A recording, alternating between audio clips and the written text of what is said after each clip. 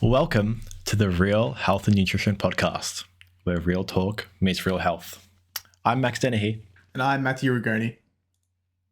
We're your dietitian duo, ready to take on the crazy world of health, nutrition, and performance.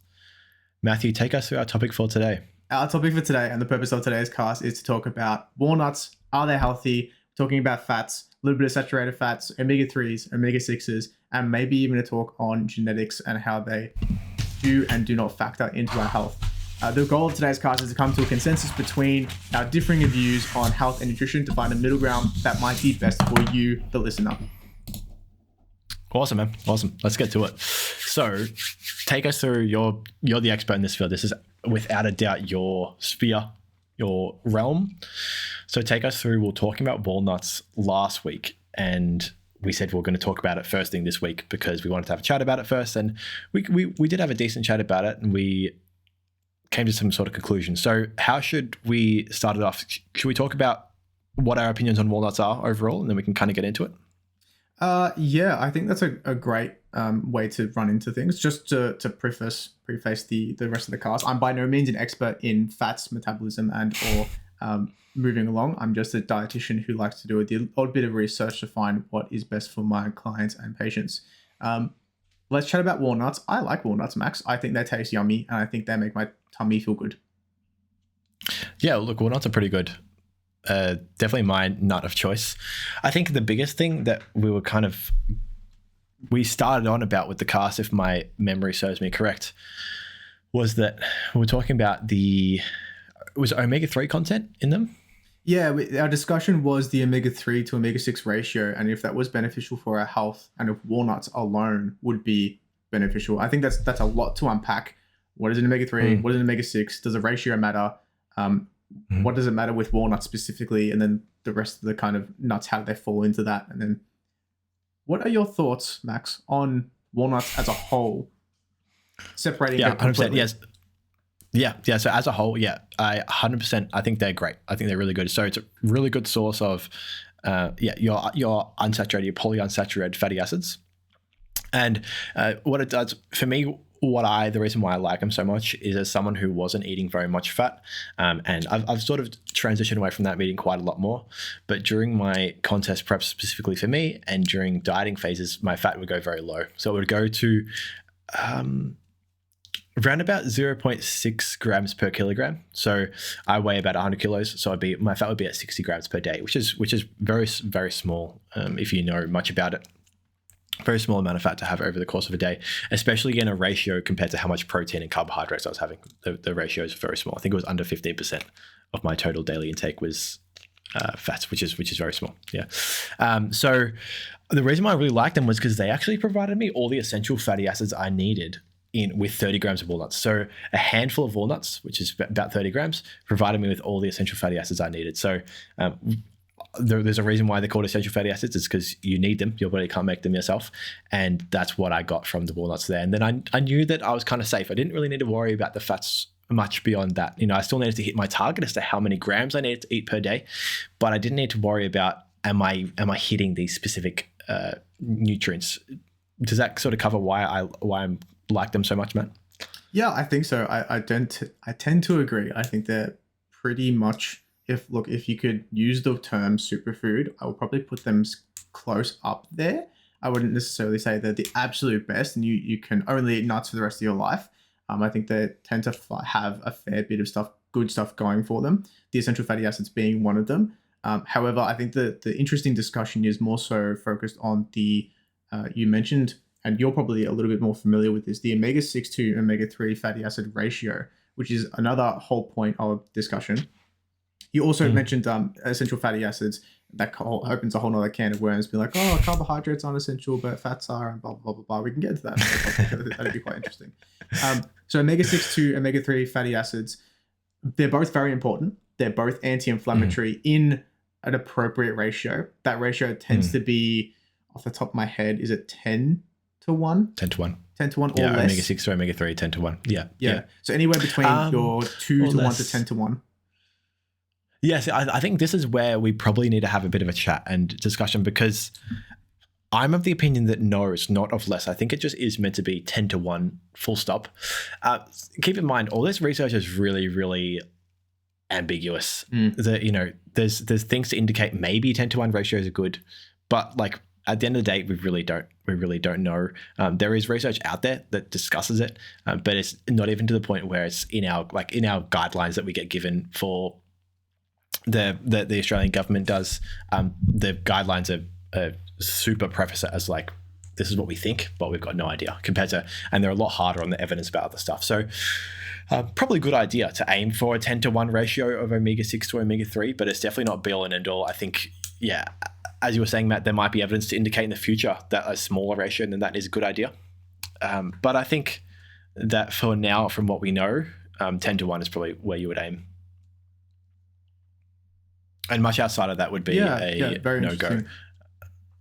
Yeah. So much outside that's like, let's say, 20 to 1 or 50 to 1 or 100 to 1, probably not good. And probably like 1 to 1 or 2 to 1 isn't good either,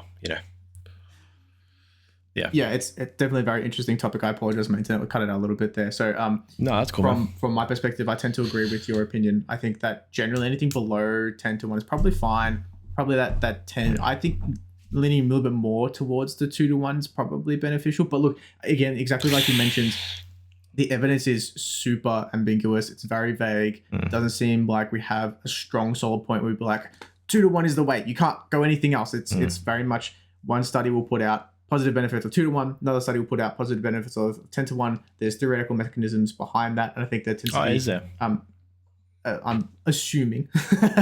Okay, sure. And then I think there would be an interesting conversation to have in terms of mechanisms and inter-individual variability, especially with fats and antioxidant content. So omega-3 by themselves are quite the good antioxidant and anti-inflammatory inherently. Omega-6s are as well. However, in isolation, they tend to be, if the scales are tipped too much towards the omega-6s, tends to be a little bit more pro-inflammatory. But I personally don't know if that's a side effect of dietary lifestyles or if that's a side effect of the omega-6 to omega-3 ratio itself. Maybe that's something we can search up and have a bit of a read about and talk about next chat, because I think it's definitely worth talking about. We've probably spoken about this before, but the idea of confounding variables and the whole idea that with nutrition science, it's always about, is red meat causing, like classic example is always, is red meat causing cancer? Well, look, yeah, for sure, but to the rates that what some studies say, which is like an insane amount of rates, probably not, because when we look at the people who eat red meat are also likely to be smokers, drinkers, less physically active, less health conscious, especially compared to vegans. So there's a lot of things like that's going to be increasing the amount of the rate that people eating red meat are going to be incurring cancer or developing cancer. And it seems like similar as what you were just saying then, Matt, is to like the people who are having a lot of omega-6s, also people who are likely to be eating a lot of processed food, people who are like lots of those like what are seed oils? What are they called? Yeah, processed oils, seed oils. I'm thinking along those lines. Yeah. So like they're going to be having lots of those, which comes along with a bunch of different things as well, which is could potentially be pro-inflammatory and things. So it'd be good to separate that, and maybe that's something we can talk about. What do you think? We'll talk about that at the start of next cast, Matt. I think that's an absolutely great cast to have. I have very differing opinions and views from what you've just said there, but I think we can find a really common middle ground after a good discussion. Cool. To jump back on the omega-6 kind of discussion, I tend to agree. So when we think about the standard processed foods, there tend to be a lot of oils added full stop. And those oils tend to be high in omega-6s, very low in omega-3s, pretty low in omega-9s as well. So omega-9s primarily been found in things like olive oil, specifically extra virgin olive oil, because the processing doesn't degrade them as much.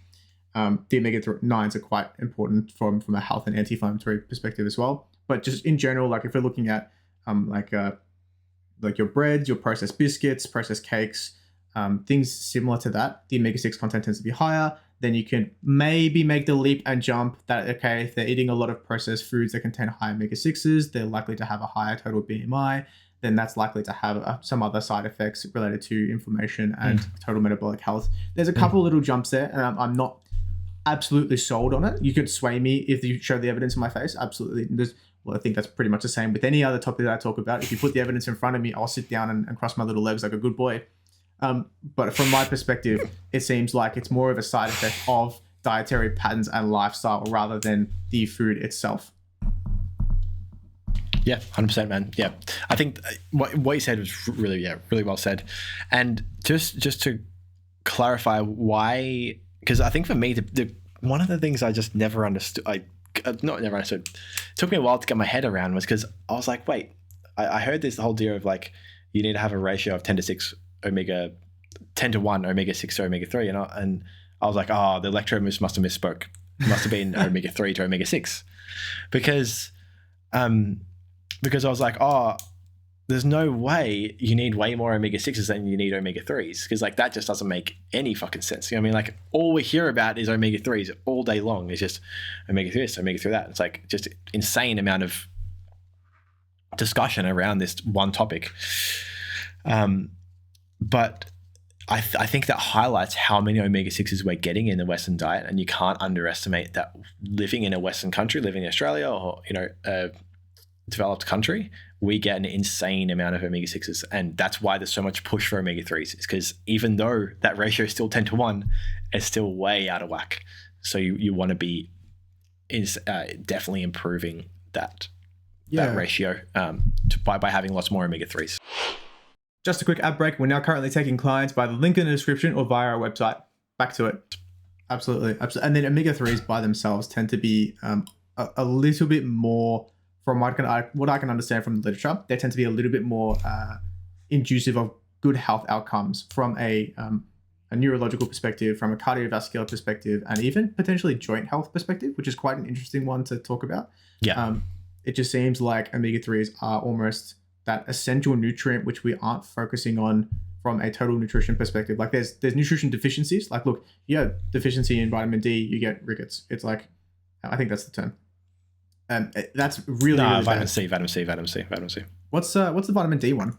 Showing my lack of knowledge here. So look, it's unfair because Matt stopped talking, but I completely disagree with what he just said. I completely disagree. I think there's so much focus on omega-3s. It's crazy. Like, how many fish oil ads do we get every day? It feels like everything we talk about is just about omega-3s, and I feel like there's a massive push, and it's a well concerted push. I think it's a good push. I don't disagree with it, but I completely disagree. I feel, unless I heard you wrong, it could kind of sound like you were saying there's not enough push at the moment. Yeah, for okay. omega-3s. So I think it's a really great thing to think about right there. So from my perspective, my total exposure to advertisements and my sensitization to advertisements is pretty much nil. Like you show me an advertisement, I haven't bought something from an ad in absolutely yonks. From my awareness, personal awareness. So if you're showing me like a supplementation, like I could not care absolutely less. More so what the emphasis on total health outcomes are in the literature. And I think I was kind of on the money. So vitamin D does play a role in rickets. Okay, really? Anyways, Dr. ChatGPT says so. We can confirm that in the show notes. So from a total nutrient perspective, I think the focus on all the other nutrients like your iron, your B12, your vitamin D, they get the kind of the shining light. Omega-3s are extremely important, but it's not necessarily like, hey, if you're not having omega-3s, you get X disease. It's kind of like, hey, if you don't get omega-3s, there are a lot of potential long-term adverse health outcomes which show up statistically, but it's not like you present symptoms of anything. Yeah, 100% agree. Especially when it's long-term stuff, people always like, fuck it. Like even like with smoking, I mean, like it technically is like, objectively, it's long-term shit. Like no one gets anything from smoking within the first couple decades. So 100% agree in that. Yeah. Wow, that's crazy. Vitamin D. So you're 100% right. I 100% thought it was vitamin C. Oh, I'm talking about maybe. Okay, sorry, man. That's my bad. Scurvy. Yeah. Yeah, because I'm about to fucking pull out the whole thing of like, what about the pirates? Yeah. Makes sense. Okay. It's good that we clarified that. Yeah. So Matt's definitely right. Back onto the omega-3. So there's a lot of evidence supporting EPA and DHA in particular, walnuts do contain omega-3s, but in the form of ALA. So I'm not going to bother pronouncing the names. I think it's just more alpha-linoleic acid. So you can pronounce that. I cannot pronounce that. That just doesn't come out of my tongue, especially the EPA and DHA. That just doesn't exist from my linguistic capabilities. Big focus on EPA and DHA because they're from marine sources, which is kind of your fish. So it comes from the algae that the fish eat, but we don't have a very, let's say, sustainable way of farming that right now that's cost effective. It tends to be easier to farm the fish, put them through processing, and then consume those in a supplement form if we're just focusing on supplementation. Bang for buck, I think eating your salmon, 2 to 3 serves of fatty fish per week is way better. What are your thoughts, Max? I see some cogs ticking. Yeah, there's too many answers we don't know too, which makes us look like rookies. But I don't even care. Well, I thought with the farmed fish sources that it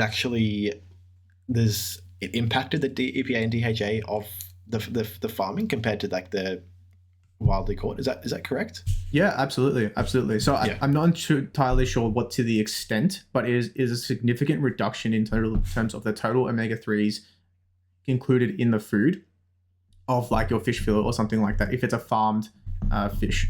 So the reasoning behind that is, of course, we have the omega-3s from exactly. So the fish need to be eating the algae. If we're feeding the fish, we need to ensure that the feed has a high level of omega-3 EPA DHA content. And it seems to be that currently what we're feeding them doesn't really have a super high level. Unsure as to total what the feed currently has. That's a great conversation from an agricultural oriented dietitian, which would be quite interesting to have a conversation about. But it's the point where, it's to the point where like we have to feed salmon that are farmed almost like a thing that will dye their meat more red. I think it's astaxanthin from the top of my head. I'm probably getting that completely wrong. So it tends to be that if you're going for a marine source of EPA DHA, wild caught tends to be the only real option. Otherwise, you're looking for a omega-3 supplement. And do you necessarily need omega-3 supplements? I think it's really important to note that if you're getting 2 to 3 serves per week of fish, you're probably hitting your omega-3 targets. Is there benefits going higher than the omega-3 targets? It seems like there is. I'm not going to put my foot down and say there absolutely is. You need to have X amount of omega-3 per day because XYZ. I think there's certainly some specific medical conditions that may benefit from a higher amount, especially if you've got an inflammatory disease of some kind or you're recovering from a major traumatic injury or psychological injury even. There seems to be some benefit of omega-3 supplementation on top of the diet. And the key point is on top of, like supplements are to supplement and to support, not to replace. Well, I guess I've written a million things down so we can really go through it. Just on that last comment you just said, I was under the impression the supplements for omega-3 stuff, for the EPA, DHA stuff, was literally meant to give you the ability to replace if you wanted to, and that you wouldn't need to continue eating oily fish to have it. You're having enough throughout the week by having the supplements. Is that wrong? Is it?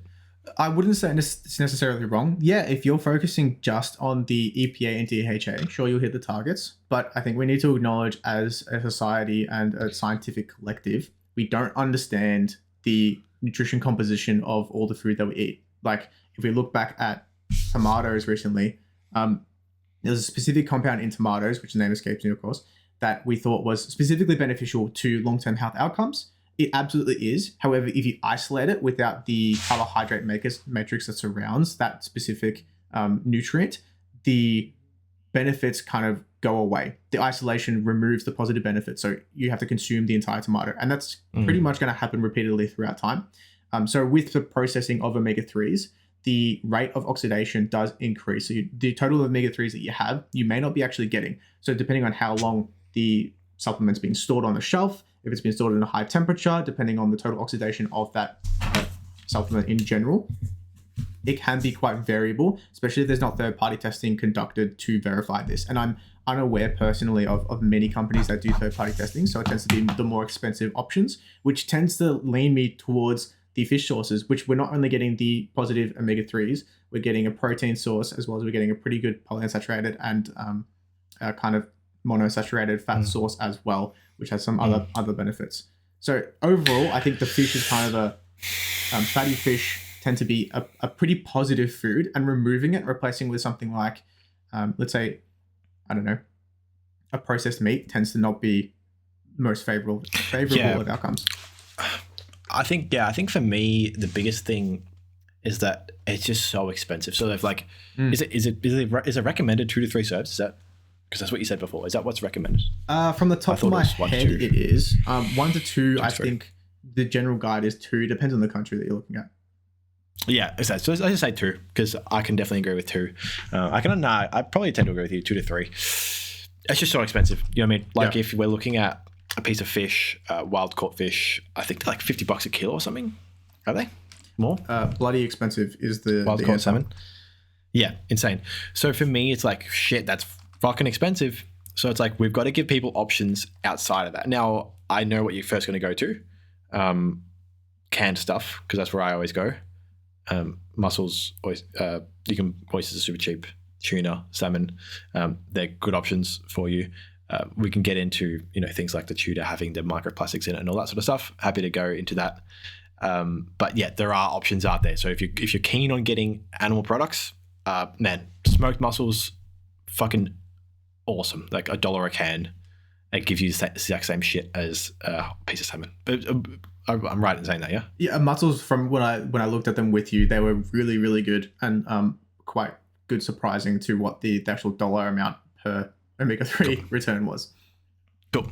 And the reason why Matt said that, which is a little Easter egg, is that Matt actually gives me my diet. So he's the person who I bounce all my ideas off, and we kind of go through it together. So we're having a chat about because we essentially just break down everything. We take my diet from the standpoint of purely like objective, rather than like worrying about taste or anything like that. Just purely like, let's do the best thing possible.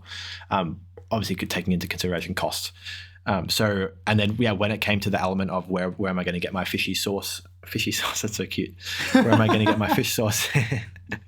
Where am I going to get my fish sauce in? We were talking about some options, and we ended up coming to that smoked mussels option, purely for that reason. So I guess for me, I would push back if we're talking about things like bioavailability and issues with that. I think that perfectly reasonable arguments. I totally get it. I would just have more. So if you're worried about there being bioavailability issues in the medication supplements you're taking, just have a little bit more, and that should really counteract that. Just because I think it does need to be put out there to people, if anyone's watching, that like this is an option for you guys. And if you feel strapped for money, or if you hate oysters, or if there's a bunch of things going on for you that you just need to have the supplements, they're still a really good choice for you, and will pretty much do the job. 100% understand what Matt's saying about there's other things going on, and I'd love for you to do a post about that tomato thing, by the way. Lycopene, by the way. I had to Google the actual word. I was like, cool. Is it? I don't want to say it, but to be incorrect, but yeah, absolutely.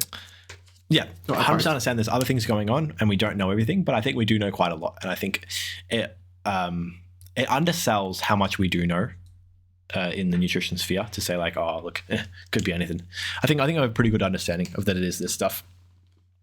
But by far, I agree with you. I think our understanding is quite good, but there is always the element that we've looked at it from time and time again, from the perspective of the overall literature. The whole food sources tend to provide the best long-term health outcomes.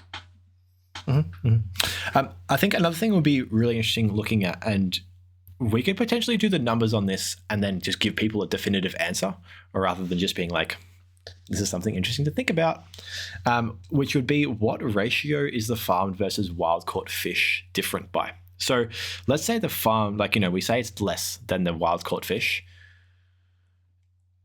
That's true. But if it's only like 10% less and the wild caught fish is double the price, well, it's pretty obvious which one you're going to go for, right?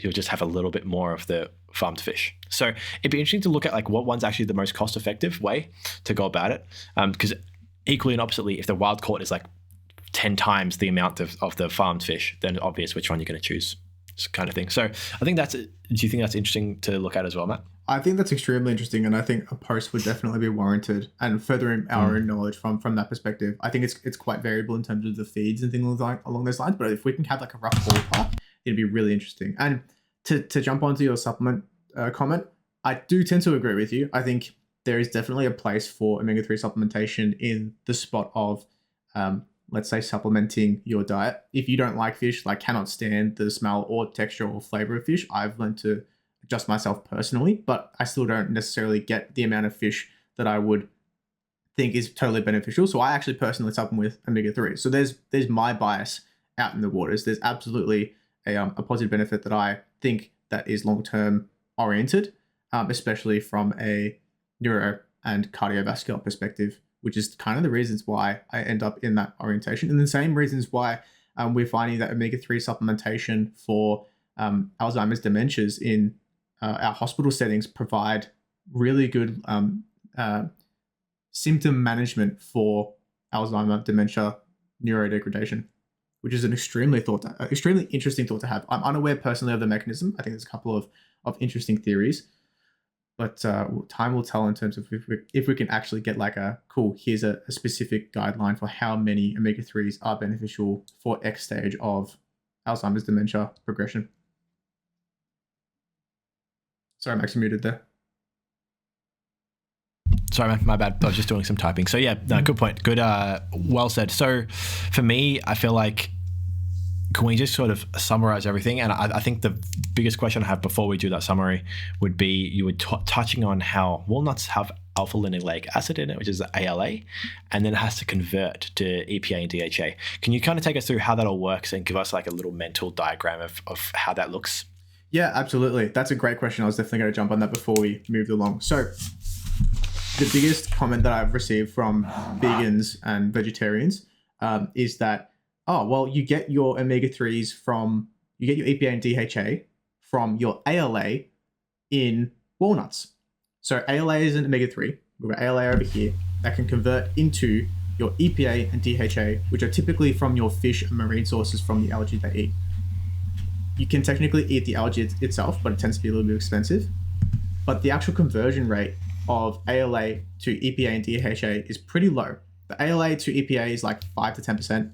And then the ALA to DHA is like, 2 to 5%? So you'd have to be consuming a lot, and like a lot of ALA to be reaching your EPA and DHA. And at that point, you've also got to consider, well, if I'm eating so many walnuts for these marine EPA, DHA, omega-3 sources, what am I doing to the rest of my diet? Am I displacing some other foods? Am I increasing my total omega-6 to omega-3 ratio? Because we're kind of just looking at bunching omega-3s all in one, compared to looking at it as the separate nutrients, which I think is quite interesting. There's a lot of factors that go into the scenario. I think it seems to be, from what the literature supports, having just omega-3s from ALA, being your walnuts, your plant sources, tends to not provide the long-term health benefits as the EPA and DHA from your marine and algae sources, which is quite interesting to see. So it's almost like if you're looking for the best long-term health outcomes, we need to include sources of both different omega-3 groups. Yeah, man, that makes sense practically. 100% in that, of course, it wouldn't produce good outcomes because, firstly, who's going to be able to stick to it? Like, who's actually going to be able to stick to the whole idea of eating 400 kilos of walnuts a day? And then it's exactly what you said about the whole thing of that it's going to fuck up the rest of your diet. The omega-6 content is going to be crazy. You're going to have so many polyunsaturated fats coming in. It's just going to be like wild. It's going to be a shit show going. So, and it reminds me of the whole idea of when we hear people talk about how spinach is a good source of iron. The same thing. It's just like, it's just not. It converts at 1%. The non-heme iron to the heme iron converts at 1%. So it's like no, it's not. So yeah, and you need to eat like 5 kilos of spinach or some shit to consume your iron needs for the day. But anyway, that's a really good summary. So basically, the whole point being is that, can we conclude that walnuts are just a shitty source of omega-3s? Walnuts alone are not the best source of omega-3s total. If you're looking to increase your omega-3s and the positive health benefits from them, we're really looking at multiple different sources for the different types of omega-3s. So yeah, walnuts alone, not the best. But we need to factor in anything alone is generally not the best. Yeah, no, but we can say some foods, like I know what you mean, like your saying like what you're meant to say. But like we also can say some foods are good and some foods are bad. Like in like terms of like their source. Like for example, if we look at beef is a good source of iron. You know? Like we can say like certain foods are good sources of certain nutrients. And like for me, I'm happy to say like sure, like whilst there is a decent amount, there is a decent amount of omega-3s in walnuts, due to the conversion rate, it just ends up being dog shit. Same as the spinach. Like there is a decent amount of iron in spinach. The conversion rate is just dog shit. Very interesting. Very interesting. I tend to agree. Yeah. I think, look, it's very much a balance of what are your priorities? Where are your nutrition priorities? What exactly are your opinions, your values, what are your preferences? And then, of course, there's the moral stuff that goes into that as well, which I think fishy bite food on hook. Fishy deserve to be in tummy. End of story. Quick ad break, guys. Remember to click the first link in the description to check out our dietitian consultations and services. Back to it. Oh, bro, that's funny. Okay, well, look, yeah. Anyway, I don't know if I could I can espouse that same opinion, but maybe that's something we can get into, because I don't know, it's hard because it's so easy to debate as a vegan, because like it's so like you can't really debate against it, to be honest. You can, but you just come off as insensitive and not caring about anything. Yeah, just an asshole. Yeah. They're like, how much is that algae stuff? Is it expensive? Is it? I don't think it's extremely expensive, but it tends to be multiple times more expensive than omega-3s. And omega-3s are very cheap. Sorry, omega-3s from like the traditional sources. Wait, so you'd say it's even more expensive than wild-caught salmon? That's something I'm not too familiar with. I'd have to look that up. Because I'd say it'd be cheaper than that, surely. Probably. I'm just talking about the supplemental sources. I think it's multiple. I think it's towards the 4 to 5 times more expensive than EPA DHA from marine sources supplementally. Sure. And as a vegan, they're not allowed to eat EPA. They're not allowed to have fish oil supplements, are they? It depends how close to pescatarian you are. No, as a vegan. Yeah, vegan. No. So the algae. Well, look, are bacteria alive and do bacteria feel pain? That's a whole nother morality question. I think that's a good cast to have. Nah, I don't think you'd have many vegans that would say that shit. Like your typical vegan's not going to. Yeah, never mind. That'd be a boring cast.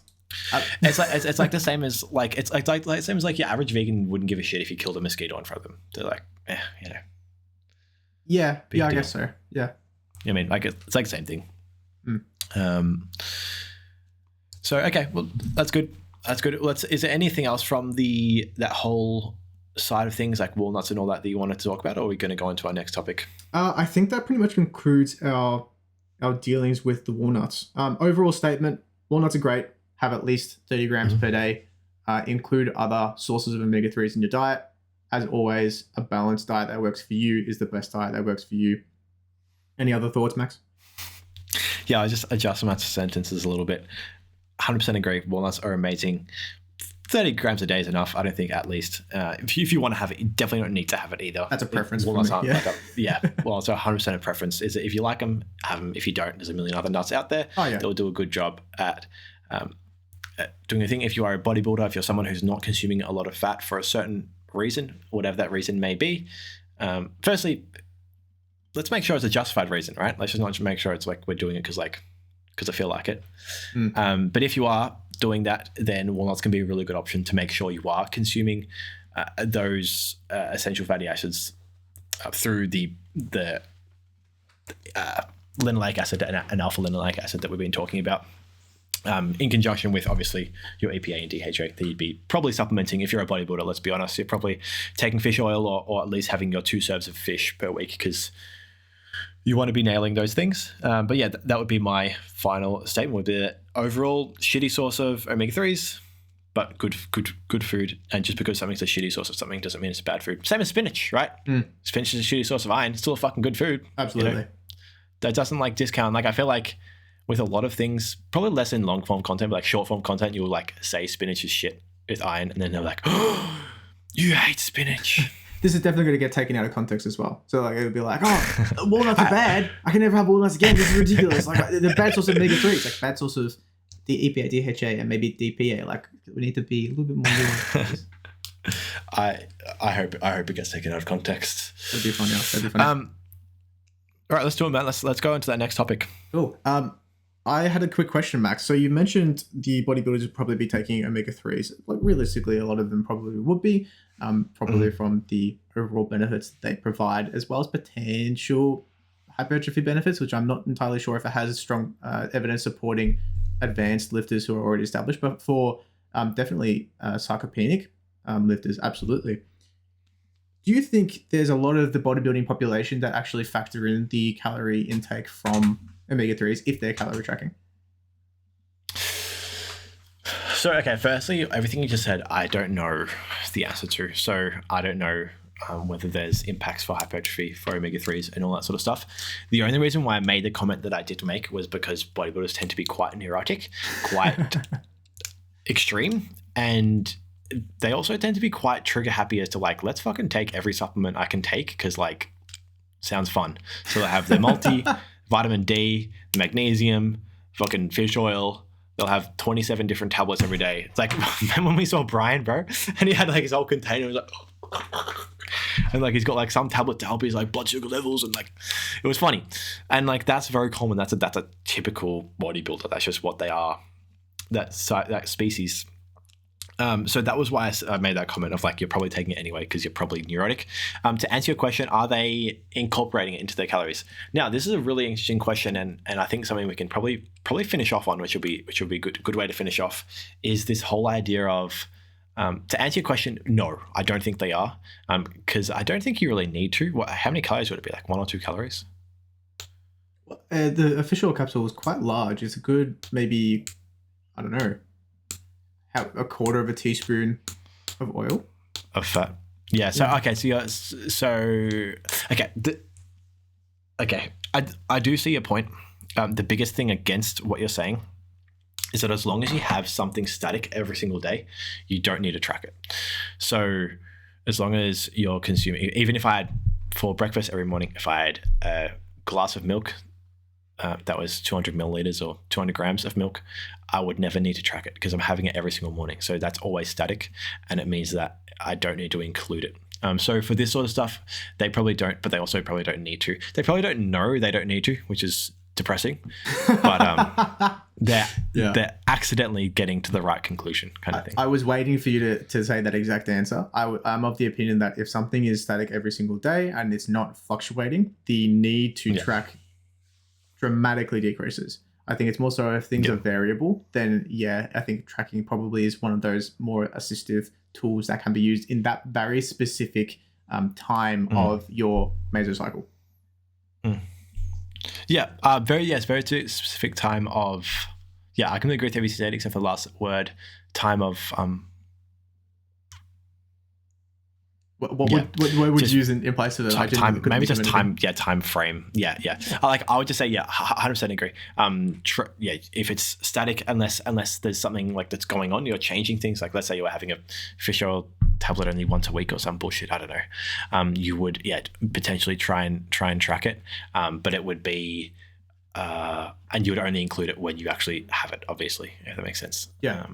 I think that's definitely decently well said. Ooh. Is there anything else that you wanted to go over, Matt, before we finish up? I think that covers the majority of the topics. I think the bodybuilding supplementing topic as a whole, I think really does depend on what your position is. If you've got everything else absolutely nailed, then I think supplementing can be useful, but it's more so a situation of supplementing as a displacement of food, which tends to be a little bit more of the common instance. I know for a fact that Brian is very specific with what he eats as well. So the supplements probably do have a very good logical backing. I may not necessarily agree with it from a health perspective, but look, that's a completely different opinion from a muscle building and hypertrophy perspective. Yeah, I think from us, and we'll have Brian on the podcast at some point, almost definitely. He's also a fellow dietitian, also a fellow bodybuilder, which is cool. So, but yeah, Brian takes lots of supplements under the sun, like things like ashwagandha and things like that, I'm pretty sure. And I believe he also takes supplements that I'm not sure about this. We'll ask him, but supplements that don't necessarily have the most credibility regarding their efficacy. Would you say more And I think that's speculative with theoretical benefits? Yeah. Potentially. Yeah, more theoretical. Yeah, the studies might not be as well established, might be not enough studies out there to actually make a conclusion kind of thing. And that's perfectly fine. Like, he's entitled to do what he wants, especially as someone who I think is someone who is someone who has a sick as an IFBB bodybuilder. Yeah. as someone who's an IFBB bodybuilder, he's entitled to do whatever the fuck he wants. So yeah, 100% agree with you on that one regarding that. And just actually one thing I thought of was that if you are a bodybuilder, you definitely want to make sure you're dotting all your I's and crossing all your T's. And one of those things would be exactly what Matt was touching on, would be that for sure you might want to have your EPA and DHA as a supplement. That's fine if it makes you happy. One thing to really think about would be having and investing in that wild-caught salmon, just for that argument that Matt was talking about before, about that we don't necessarily know everything yet, or ever. And we don't know all the benefits we're getting from the wild-caught fish, and it would be worth just having it, because what the evidence suggests is that it is very beneficial. And yeah, there might potentially be things in there that we aren't accounting for and that we don't know about just yet. Would you agree with that? If you were like wanting to really, really optimize shit, you'd be like, okay, I'm going to invest. I'm going to have 3 sources of salmon a week just to make sure I'm ticking it off. Absolutely, man. Absolutely. I think anybody who says that they know everything related to health and nutrition is very misinformed. Other than us. Of course, other than us. We literally know everything ever, and nobody knows anything more than us. But like, I got to that 3rd year uni point. I'm like, cool. I'm now to the point where I realize how much I do not know, and then how much there is to learn. So like, we could do PhDs for the rest of our lives learning about everything to do with food composition and nutrition. However, I think we found the aspect of helping and supporting people very intriguing. Yeah, for sure. And the good thing is that with us, like, there's a lot of questions that we've asked. We've probably finished the podcast with more questions than what we've actually answered for ourselves, and that's just an acceptance of like, we're not perfect, we don't know everything, and we're not trying to shy away from that. You know, we admit there's things that we don't know, but the difference between us and a lot of people is that we actually know where to look and we know what to do to find out those answers, rather than become misinformed kind of thing. So that's where we like to differentiate ourselves, is through not knowing everything, but knowing where to look. Beautiful. Well said, Max. There'd be an analogy in that, surely. I'm going to frame that on my wall with a photo of you posing and holding it or something like that. I think that'd be pretty good. Maybe a statue of you. That'd be awesome. I like that. Right up on my bed mantle. I love that. I'll pay for the statue if you want. I'm going to take you up on this offer. We're going to currently go and look at stonemasons in 10 minutes. All right. Thanks for listening. Thank you for listening to Real Health and Nutrition Podcast. Outro time, baby. Bye-bye. Thank you so much for listening to the Real Health and Nutrition Podcast. The sponsor of today's show is you. You support the show by listening and using our services of dietitian consultations and performance coaching. We offer in-depth one-on-one consultations to help you achieve your health and performance goals. Any random blog online can give you a generic meal plan, where we here at R.E.A.L work collaboratively with you to reach your goals, making you feel heard and including you in your journey's planning. Our service offers tailored advice and can accompany meal plans and/or realistic nutrition strategies, which can be booked via our website, www.recoveryexerciseandlifestyle.com.